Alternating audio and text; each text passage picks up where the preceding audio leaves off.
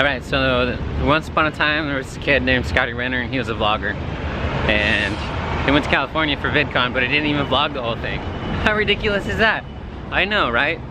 Okay, so almost missed my flight this morning. I'll probably tell you more about it later. It was pretty intense. Flight was the roughest landing I've ever had. And then the craziest shuttle to my hotel. So it's been an adventure so far, and I've been up since 4, which is, you know, not too bad. And it's now noon, and I'm not even hungry. Hello, a car wants to run me over right there, but I'm not gonna let him. So I'm gonna go surfing tomorrow. I'm going to an Angels game today, and I'm gonna go early for batting practice. So be prepared for fun stories about me catching batting practice balls. You know, I'm just gonna catch a home run ball too. Go Diamondbacks. I mean, go Angels.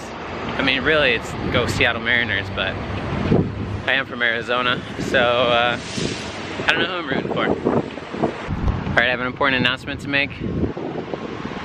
I'm officially the first one at VidCon. Yes! Go me. This is where all the magic happens. This is VidCon 2018.